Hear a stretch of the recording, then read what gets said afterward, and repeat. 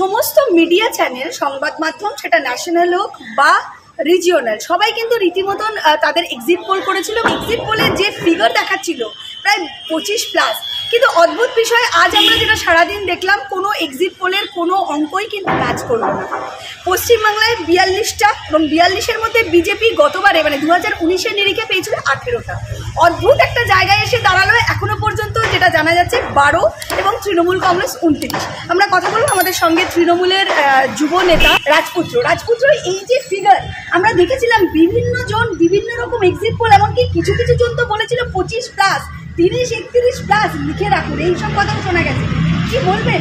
12তে গিয়ে আটকে গেল বিজেপি এবং 19টাও পার করতে পারলো না। তবু তো 2019-এ 18টা ছিল, সেই অবধিও পৌঁছতে পারলো না। কি বলবেন? শাসনে যতই ঘেরো আছে বল দুর্বলেরও, হও না যতই বড় আছেন ভগবান। আমাদের শক্তি মেরে তোরাও বাঁচবি নেরে, বোঝা তোর ভারী হলে ডুববে তোরই খান। বিধির বাঁধন কাটবে তুমি এমন শক্তিমান। কোনো এক্সিট পোল কিচ্ছু মানে রাখে না। পরিষ্কার কথা, 18ই মে ফেসবুকে জনসাধারণের সামনে একটা পোস্ট করেছিলাম, 28 থেকে 30 তৃণমূল কংগ্রেস, 8 থেকে 12 বিজেপি, 0 বাম, 1-2 কংগ্রেস। ঠিক তাই মিলেছে। পোস্ট এখন ফেসবুকে রেখে দিয়েছি। প্রচুর বিজেপির কর্মী সমর্থকেরা সেখানে গালিগালাজ করেছিলেন, পরিষ্কার রেখে দিয়েছে, কোনো ছাড়াছাড়ি নেই। আর তৃণমূল কংগ্রেস জিতবে না কেন? তৃণমূল কংগ্রেস জিতেছে কন্যাশ্রীর উপর। তৃণমূল কংগ্রেসকে মানুষ ভুলে যেতে পারে না, তার কারণ কন্যাশ্রী আছে, তার কারণ সবুজ সাথী আছে। যে মানুষ ভোট দিতে গেছে সে সবুজ সাথী সাইকেলে ভোট দিতে গেছে। যে মানুষ ভোট দিয়েছে তার বাড়িতে লক্ষ্মীর ভাণ্ডার পায়। যে মানুষ ভোট দিয়েছে সে মানুষের বাড়িতে স্বাস্থ্যসাথীর কার্ড আছে। তৃণমূল কংগ্রেসকে জনসাধারণ অত সহজে ভুলে যাবে?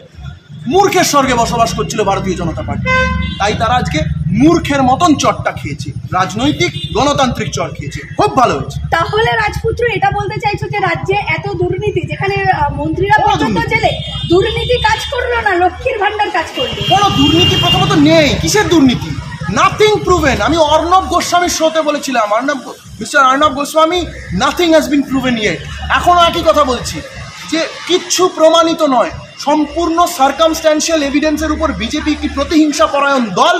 প্রত্যেকটা বড় বড় ন্যাশনাল লিডারকে এইভাবে হেনস্থা করবার চেষ্টা করেছে। অরবিন্দ কেজরিওয়ালকে জেলে ভরেছে, হেমন্ত সোরেনকে জেলে ভরেছে, কমপ্লিট সার্কামস্ট্যান্সিয়াল এভিডেন্সের উপর বেস করে।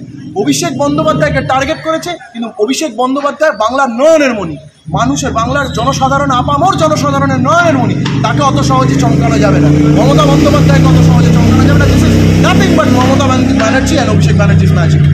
রাজপুত্র, আমরা দেখেছিলাম 2019-এ দিলীপ ঘোষ ছিলেন তখন দায়িত্বে, এবং তার দায়িত্বে 18টা এসেছিল। তারপরে চেঞ্জ হয়ে সুকান্ত মজুমদার।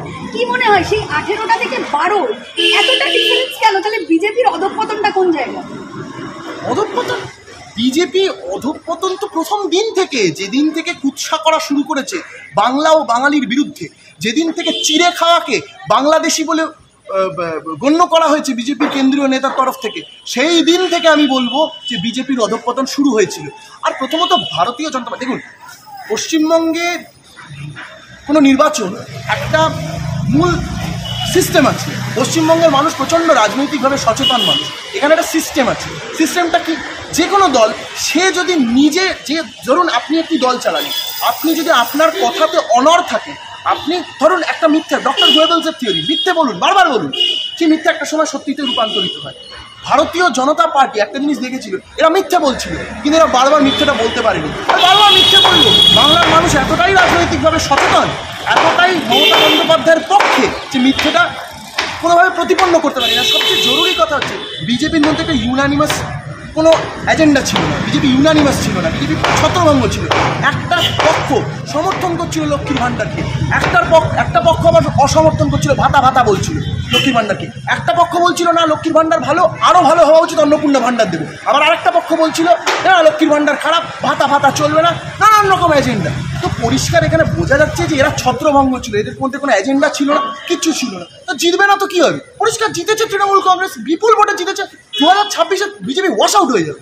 কিন্তু প্রতিহিংসা পরায়ণ হয়ে এই কাজ করেছে রাজপুত্র, তুমি বললে, কিন্তু যা হয়েছে সব তো কোর্টের অর্ডারে এবং কোর্ট মনিটরাইজ করে কিন্তু এইসব তদন্ত হয়েছে, এবং কোর্ট রায় দিয়ে কিন্তু এই অ্যারেস্ট করা হয়েছে, সেই তদন্ত হয়েছে। তাহলে কি আদালতও তার রায় ভুল থাকতে করতে চাও যেখানে কি দুর্নীতি হয়নি, যেখানে একটু আগেই তুমি বললে কোনো দুর্নীতি হয়নি? কিছু দুর্নীতি হয়নি। আমি আদালতের সম্মান রাখছি। আদালত তদন্ত করতে নির্দেশ দিয়েছে।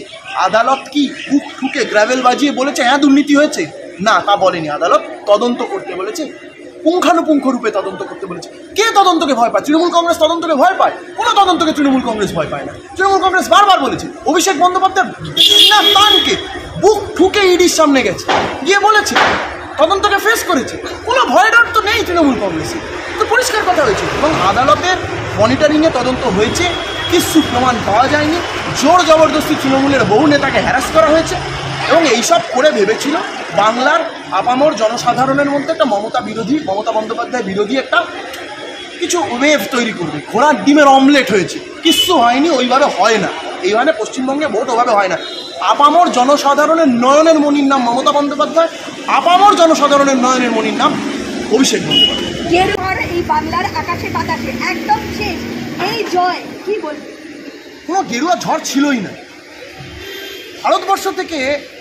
আমি এত বড় কথা বলছি, ভারতবর্ষ থেকে এবার বিজেপি মুছে যেত, just because of few leaders BJP এটা সাস্টেন করলো। আজকে যদি ইউনানিমাসলি সিপিএম এবং কংগ্রেস এটা মানত যে হ্যাঁ ইন্ডিয়া জোটের প্রধান মুখ, এটা আমি আউট অফ লাইন দিয়ে বলছি, আমি ব্যক্তিগত অভিমত জানাচ্ছি, ইন্ডিয়া জোটের প্রধান মুখ মমতা বন্দ্যোপাধ্যায়, আজকে যদি তৃণমূল কংগ্রেস, মমতা বন্দ্যোপাধ্যায়ের বক্তব্য কী ছিল যে যেখানে শক্তিশালী সে সেখানে লড়বে। তৃণমূল কংগ্রেস বাংলায় শক্তিশালী, তৃণমূল কংগ্রেস বাংলায় সম্পূর্ণ শক্তি দিয়ে লড়বে।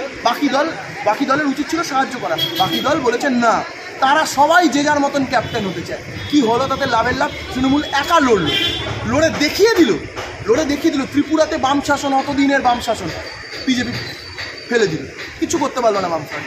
এখানে তৃণমূল দুবার আটকে দেখিয়ে দিল যে ভারতীয় জনতা পার্টির এই দুর্দান্ত রথকেও আটকানো যায় শুধুমাত্র উন্নয়নের জন্য।